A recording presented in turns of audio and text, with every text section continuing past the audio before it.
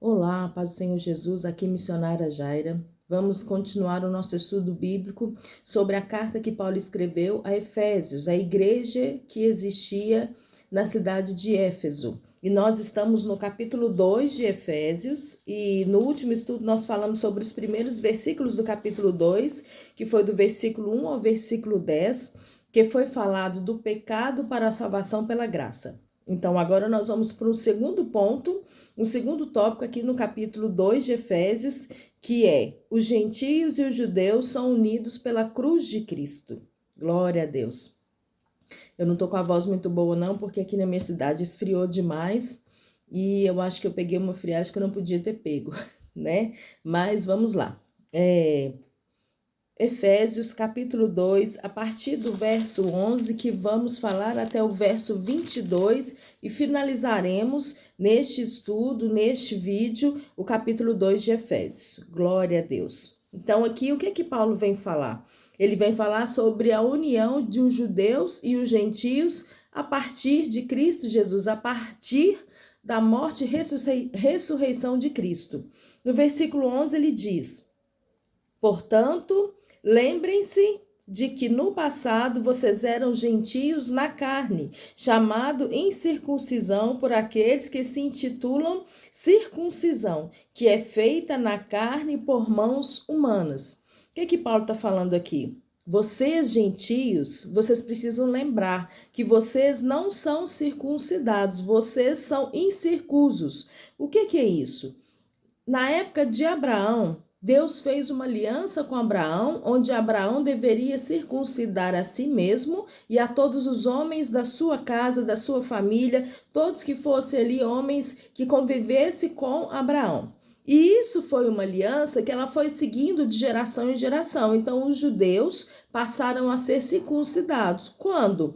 Quando o homem, só os homens fazem isso, porque eles tiram o prepúcio do órgão genital masculino, quando os homens ainda são meninos, com até 8 anos de idade. Então, judeus eram marcados por essa circuncisão, essa aliança que foi feita com Deus e Abraão lá no passado. E aqui Paulo está lembrando aquele povo: olha, vocês são gentios, vocês não têm a marca da aliança, vocês não foram circuncidados.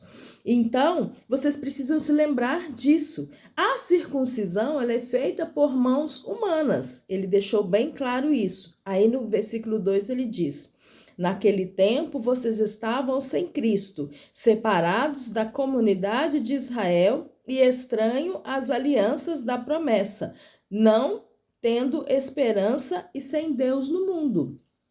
Naquele tempo, o símbolo da aliança de Abraão com Deus era a circuncisão. Abraão, Isaac, Jacó, que se torna Israel depois do encontro com o anjo de Deus, todos os filhos de Jacó e os seus descendentes, as tribos descendentes que então formam os judeus e posteriormente a nação de Israel. Então, quem era judeu, homem, precisava cumprir essa sua parte na aliança que Deus fez com Abraão. E aqui, Paulo lembra, naquele tempo vocês estavam sem Cristo, separados da comunidade de Israel. Vocês não pertenciam a Deus, né? Então vocês pertenciam ao mundo. Paulo está mandando esses homens gentios circuncidar? Não, ele está explicando que antes só quem era circuncidado tinha então essa aliança com Deus. Aí no verso 13 ele diz: mas agora, em Cristo Jesus, vocês que antes estavam longe, foram aproximados pelo sangue de Cristo. Então agora a circuncisão não era mais feita por mãos humanas, né? Não era mais cortada uma parte do órgão do homem. Mas a circuncisão agora, ela era diferente. Agora eles eram aproximados pelo sangue de Cristo. O sangue de Cristo derramado pôs fim à circuncisão. O sangue de Cristo derramado deu acesso a quem não era circuncidado a ser pertencente de Deus, a ser chamado filho de Deus, a ser chamado uma pessoa que decidiu viver a sua vida para Deus, porque naquele tempo eles já nasciam sendo de Deus, sendo judeus e sendo circuncidados. Então, se nascia judeu, era circuncidado. Se nascia gentio, não era circuncidado. Então, a circuncisão era a prova da proximidade de Deus, da filiação de Deus, do povo escolhido de Deus. Mas aqui, Paulo diz: agora em Cristo Jesus, vocês se aproximam. Agora vocês estão próximos de Deus. Vocês estavam longe, porque eram separados, não estavam debaixo de uma aliança. Não foram circuncidados e nem podiam ser porque eram gentios. Mas Jesus vem e quebra isso. Jesus vem e põe um fim nessa separação. Então, o sangue de Jesus derramado, o sangue daquele homem inocente, ele traz um renovo, ele traz uma esperança para aqueles que não eram judeus, para aqueles que não eram da nação de Israel, para aqueles que não eram circuncidados. No versículo 14, porque ele é a nossa paz. De dois povos ele fez um só, e na sua carne derrubou a parede da separação que estava no meio da inimizade. Então, quando ele derrama o seu sangue, quando ele se entrega, quando a sua carne, o seu sangue, ele é derramado, ele derruba esta parede daqueles que eram circuncidados e daqueles que não eram circuncidados. Então, a partir de Jesus, não tem mais os incircusos, né? Eu acho que é essa palavra mesmo. Tem agora aqueles que creem em Jesus. Não tem mais a circuncisão, agora tem a fé. Como nós vimos no versículo 8 ao versículo 10 do capítulo 2. Nós somos salvos mediante a nossa fé. Então, a nossa fé, o derramar do sangue de Jesus, ele vem para quê? Unir os povos. Ele derrubou a parede da separação. Ele derruba a parede da separação entre os povos, como também o véu foi rasgado. Quando nos evangelhos diz que quando Jesus morre, o véu é rasgado de alto a baixo. Que véu é esse? É o véu que separava o lugar santo dos santos no tabernáculo. Como que é isso? No tabernáculo, não era qualquer pessoa que poderia entrar no cômodo, né, na parte que era nominado o Santo dos Santos, que era onde ficava a Arca da Aliança e onde descia a presença do Senhor. Então, ali era só o sumo sacerdote. Então, havia um véu, havia uma cortina que separava o lugar santo, que era onde ficavam os utensílios, onde ficava a mesa da proposição, onde ficava o candelabro, onde ficava o altar de incenso, né, que queimava o incenso e subia aquela fumaça suave para o Senhor. Então, aqui havia um lenço, vamos colocar um lenço, mas havia uma cortina que separava o lugar santo dos santos. Então, não era qualquer pessoa que tinha acesso à presença do Senhor. Mas quando Jesus morre, o véu é rasgado. Não há nada mais entre nós e o Santo dos Santos. Não existe mais um véu, não existe mais uma cortina, não existe mais uma parede. Existe nós buscarmos a Deus com o nosso coração. Nós podemos receber, nós podemos estar presentes da presença de Deus, diante da presença de Deus, a partir da nossa busca com o nosso coração, a nossa verdade e a nossa fé. Deus pode se fazer presente diante de nós no momento que Ele quiser, sem nenhuma separação. Então aqui Jesus vem para quê? Derrubar a parede da separação. A parede da separação no Santo dos Santos, da presença de Deus diante de nós, e a parede da separação entre gentios e judeus. Glória a Deus. No versículo 15, Cristo aboliu a lei dos mandamentos na forma de ordenança, para que dos dois criassem em si mesmo uma nova humanidade, fazendo paz. Aí fala aqui, Ele aboliu a lei dos mandamentos em forma de ordenanças. O que é isso? Na época de Moisés, na época do deserto, aquele povo, eles ficaram escravos no Egito por 430 anos. Nesses 430 anos, eles perderam completamente a identidade de nação. Eles viviam de acordo com as ordenanças do Egito, mas eles não eram do Egito, eles não eram egípcios, eles eram hebreus, povo escolhido de Deus.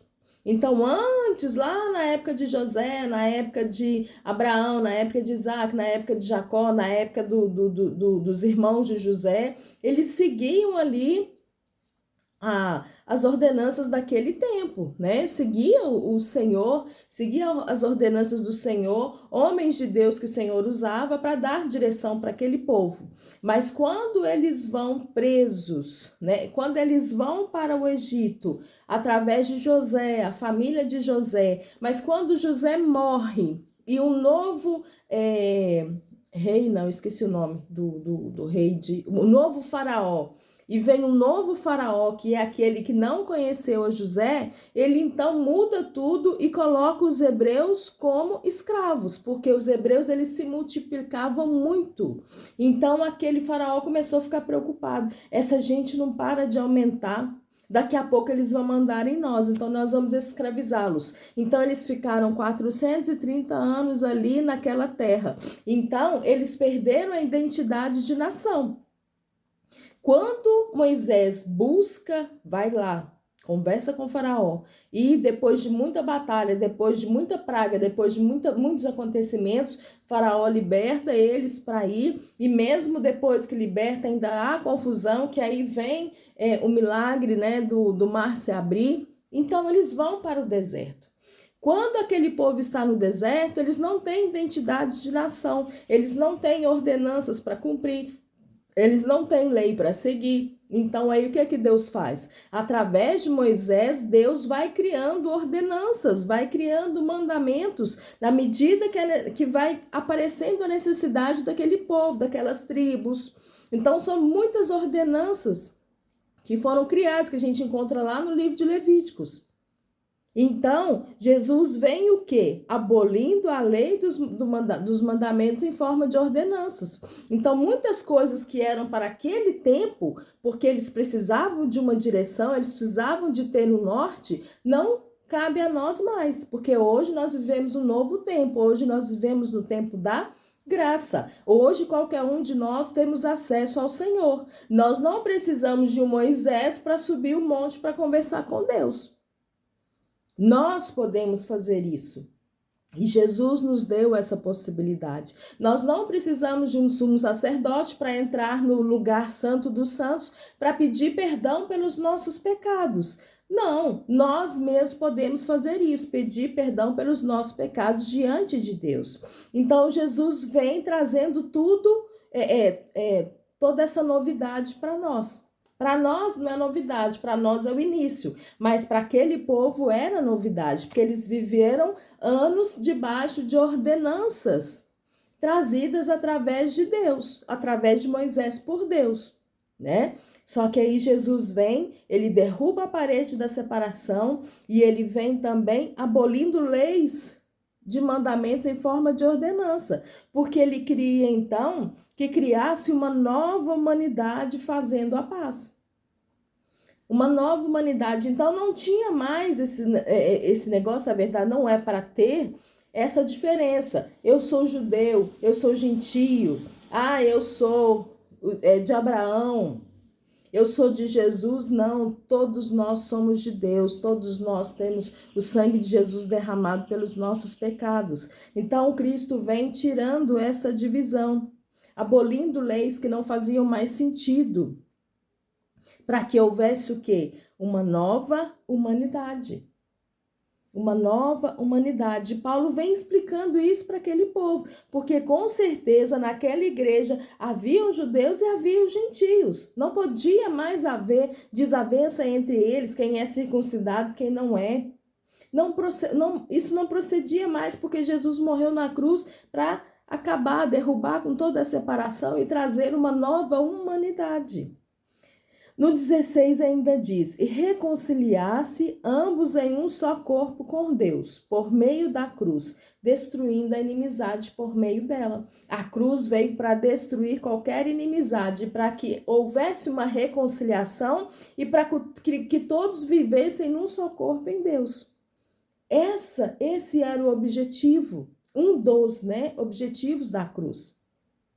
Trazer o quê? Uma nova humanidade, a reconciliação, todos num só corpo, não havendo mais inimizade, não havendo mais acusações de quem é, de quem não é, de quem pode, quem não pode, quem tem direito ou não tem direito.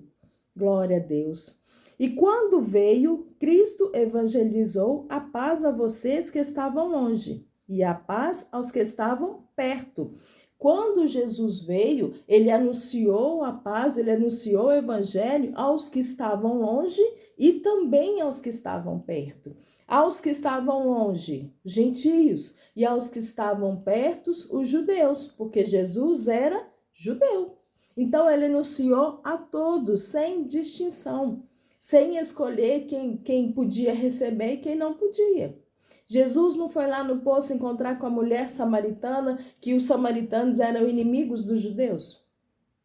Jesus veio para quebrar a inimizade, não criar inimizade. Claro que se nós formos lá em Mateus 24, Mateus 25, ou até em Mateus 5 ao 7, onde fala do Sermão da Montanha, ele diz que vai trazer inimizade, mas aí é outra história, né? É outra história. Aí ele está falando que se eu não criaria uma inimizade, como que eu vou explicar melhor? Ele diz que dentro de uma família poderia sim haver inimizade por causa do nome dele, porque dentro de uma casa, talvez a mãe era cristã e tinha fé em Jesus e o pai não. A mãe tinha que escolher quem? Jesus ou o pai? Né? Talvez a mãe tinha fé e cria em Jesus e o filho não. Aí que Jesus fala que haveria inimizade, porque primeiro nós escolhemos a Jesus. Então, isso é uma outra inimizade. Aqui, Cristo estava fazendo o quê? Ele estava anunciando a todos, porque ele queria criar uma nova humanidade, todos sendo um só corpo em Deus. E esse ainda é o objetivo. O objetivo é que uma família inteira sirvam a Deus, uma família inteira creiam em Jesus. Mas vai acontecer situações em que dentro de uma família nem todos têm a mesma fé. E isso vai trazer confusão em algum momento, pode trazer inimizade, pode trazer intriga, pode trazer briga. Isso pode acontecer. Mas o Senhor, ele sabe de todas as coisas. Mas aqui, nesse contexto aqui, é diferente. É Jesus anunciando o evangelho, ele anunciando o reino dos céus, o reino de Deus, para todos igualmente, para que não haja inimizade entre eles. No verso 18, porque por meio dele, ambos temos acesso ao Pai em um só Espírito. Por meio de Jesus, todos nós temos acesso ao Pai. Todos nós. Então, não tem diferença se é gentil ou se é judeu. Todos nós temos acesso ao Pai por meio de Jesus. Nós só temos acesso ao Pai por meio dele, que ele diz, ninguém vem ao Pai senão por mim. Então, ele está dando a possibilidade de nós termos acesso a Deus sem que precisamos de uma outra pessoa para fazer isso, que era na época de Moisés. Hoje não tem mais isso. Hoje nós podemos ter acesso ao Pai diante do Espírito Santo quando nós quisermos buscar. Não precisamos mais de intermediários humanos, né? Nós precisamos de um intermediário, um intercessor, que é Jesus. Assim, vocês não são mais estrangeiros e peregrinos, mas concidadãos dos santos, do membro da família de Deus. Então, está falando que os gentios não são mais estrangeiros, não são mais peregrinos, eles são concidadãos dos santos. Eles estão juntos com os membros da família de Deus. Quem são os membros da família de Deus? Os judeus. Então, os gentios agora também podem ser membros da família de Deus, assim como os judeus sempre foram. Edificados sobre o fundamento dos apóstolos e profetas, sendo ele mesmo, Cristo Jesus, a pedra angular. Então, o que Paulo está falando? Vocês, gentios, vocês não precisam mais ser estrangeiros, agora vocês estão no mesmo patamar, vocês estão no mesmo nível que os filhos de Deus. Mas aí o que vai acontecer? Vocês precisam ser edificados sobre o fundamento dos apóstolos e profetas. Vocês, gentios, que ainda não conhecem Jesus, não conhecem a palavra, não conhecem a história do povo de Deus, não conhecem a história dos judeus, não conhecem o Deus dos judeus, vocês precisam então ser edificados sobre os fundamentos dos apóstolos e profetas. Vocês precisam conhecer a Deus, aprender sobre Deus e entendendo que Jesus é a pedra angular. Jesus é o principal. Jesus é o primeiro filho, o primogênito, o primeiro que morreu, o primeiro que ressuscitou. Aquele que morreu pelos nossos pecados sem ter culpa. O primeiro inocente que morre pelos nossos pecados e ele ressuscita por nós. Então agora os judeus, sendo também da família de Deus, os gentios, sendo também da família de Deus, assim como os gentios, né? Então, os gentios e judeus são filhos de Deus e precisam ser edificados pelos apóstolos e profetas e entenderem quem é Jesus, a pedra angular, a pedra principal. Nele, todo edifício bem ajustado cresce para ser santuário dedicado ao Senhor.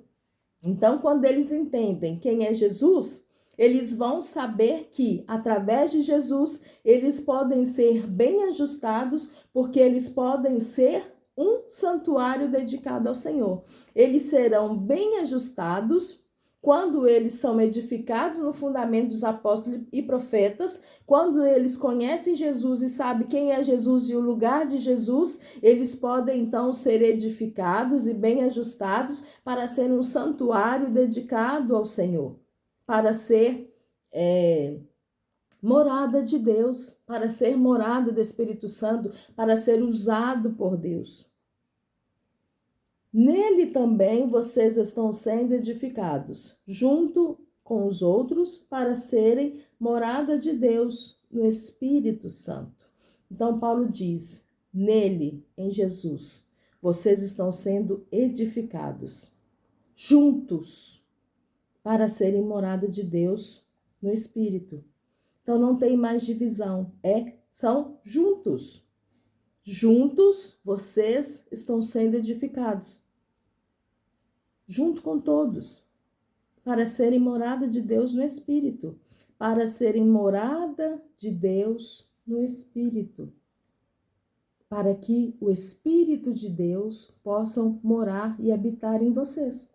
Paulo está falando, vocês que eram gentios, agora não são mais. Vocês agora também são filhos de Deus, vocês são amados por Deus, vocês são resgatados por Jesus, o sangue foi derramado, não tem mais divisão, não tem mais parede entre vocês, não tem mais isso, porque Jesus veio para derrubar essa parede, Jesus veio para trazer o renovo, Jesus veio para trazer uma humanidade nova e Jesus veio para mostrar que Ele pode transformar vocês.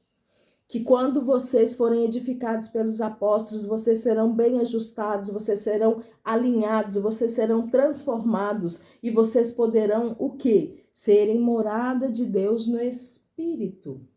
É isso que Paulo trouxe para esse povo, porque provavelmente havia alguma dissensão, alguma discussão, alguma coisa a respeito disso, porque senão Paulo não falaria.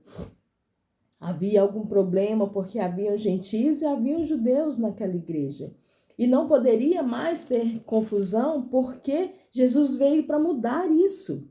Essa confusão que houve até esse tempo, ela deveria acabar com a morte e ressurreição de Jesus. E Paulo vem explicando. E para nós é a mesma coisa. Nós somos cristãos, conhecemos a Jesus, recebemos Jesus, mas ainda há pessoas que não são. Ainda há pessoas que não conheceram Jesus, não receberam Jesus e não converteram o seu caminho. Jesus veio para eles também.